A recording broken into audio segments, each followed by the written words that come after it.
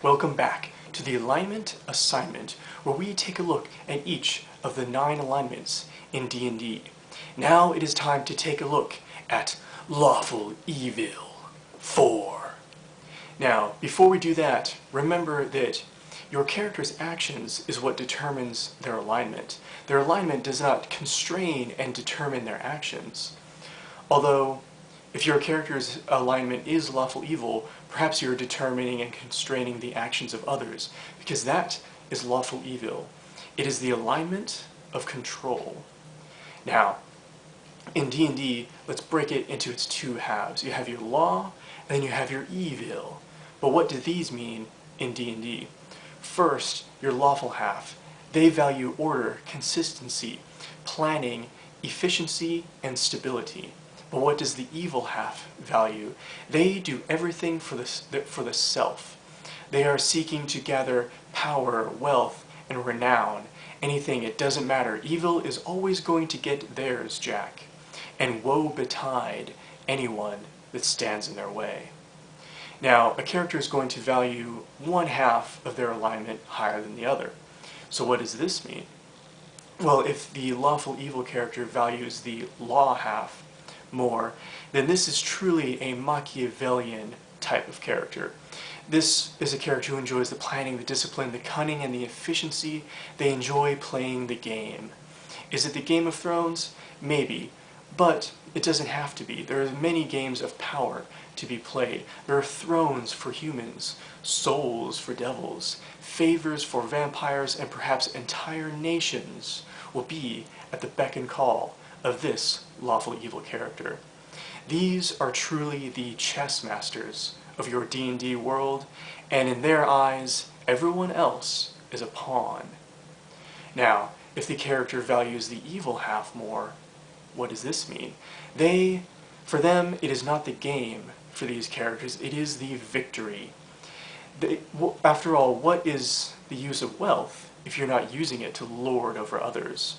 What is the use of power if you're not using it to take what you want?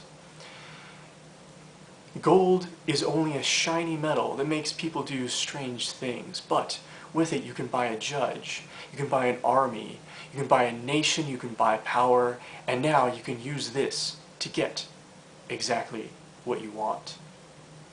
You can get it, or rather me, because that is the rallying cry of the lawful evil character. It is all for me. I am playing the game for myself. Winner take all. Now, we go to the moral quandaries.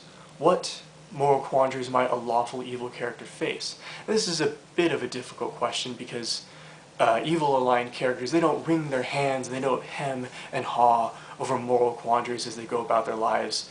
Evil is the swift guillotine that gets what it wants, and it does not care who is in its way. But the lawful evil character still has a few situations that may give them pause. Now, good characters only occasionally will fight other good characters, but evil is always a scrappin'. So, they will often come to blows. Now, what have we seen in just about every mafia movie? We see that the younger generation thinks they know best, and they're going to do away with the old generation, and they are going to take power. So perhaps someone approaches the lawful evil character and says, alright, first what we're going to do is we're going to whack Big Polly, then we're going to off Fat Sal, and then we're going to whack off Tony Prosciutto. So what do you think about that? And so the lawful evil character must consider their options. Their lawful half is on red alert, because this is a rebellion, this is a revolution, and this is going to send the entire organization into upheaval. Of course, their evil half is saying, which will benefit me more? They will ask, should I go along with this rebellion and possibly gain more power? Who stands the best chance of winning in this internal struggle? Will the lawful evil character be a rebel? It's not very lawful, but if they can win power, if they can become the head of this organization, well, that is very tantalizing to the evil half of lawful evil. Now, does the lawful evil character instead decide that they ain't going to be a fink, and they decide that the old guard, perhaps they realize that they are not very good leadership, But this lawful evil character is lawful, damn it.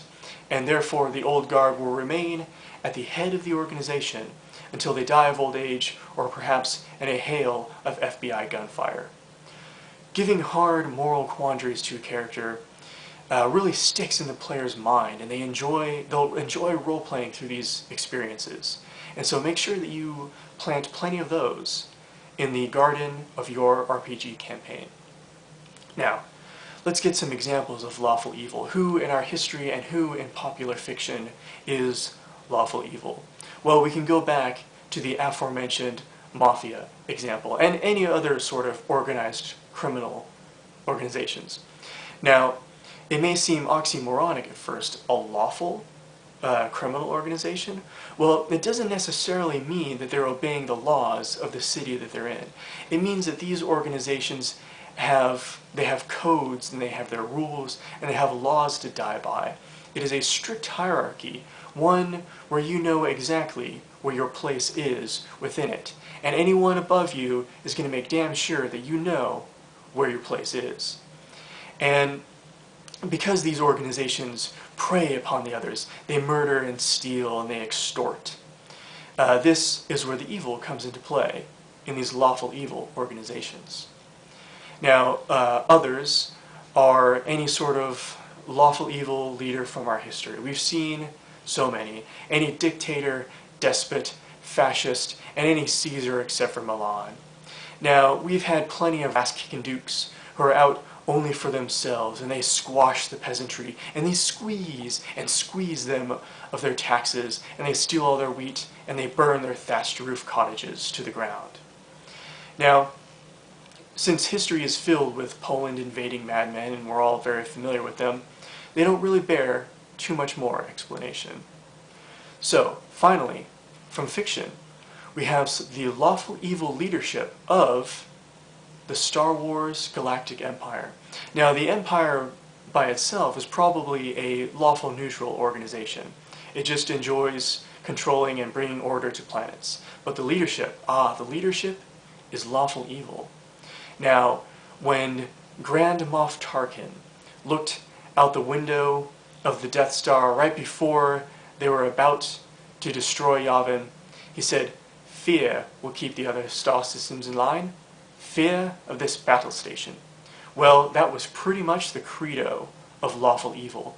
Controlling through fear, spreading fear, and keeping everyone tight in your grasp. Grand Moff Tarkin was one yellow power ring away from flying out of that Death Star to safety right before it exploded. But he did not have that ring, and so he reaped what he sowed, and he was destroyed by the chaotic good rebellion. So, what is lawful evil society like when it's not busy being decapitated by whiny farm boys from Tatooine? Well, I am glad to say that lawful evil society is safe, it is ordered, it is peaceful, it has a thriving economy, education is available for you and your children, and every damn train will run right on time. Of course, that is if you're part of the in crowd. Otherwise, you're no doubt scrabbling through the sewers, eating rats, and attempting to mount a pointless guerrilla war against the ogre mage regime that controls the city and has its foot placed directly on your throat and or scrot. Now, the disparity in a lawful evil society between the haves and the have-nots is going to be truly horrific.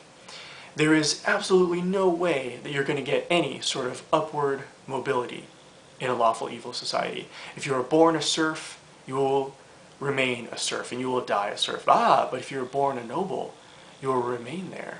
But things aren't always completely rosy, even for the nobles and the well-off in a lawful evil society, because these nobles will be in a constant chess game, a constant game of assassins, of poisons, and of lies.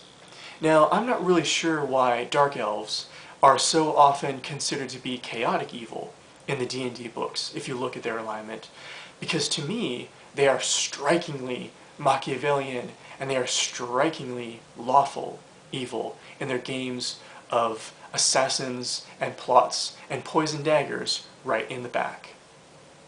Now, what does the lawful evil society value? Well, let lawful good be concerned with justice. Let lawful neutral be concerned with order. Lawful evil is concerned with control. Control and sowing fear is lawful evil's bag, and they will slap you across the forehead with that bag, because lawful evil makes sure that they get their tendrils into everything, that they control every last bit of society, they control every last bit of wealth, and they only dole it out to those who they feel deserve it. And no one is more deserving in lawful evil society than themselves.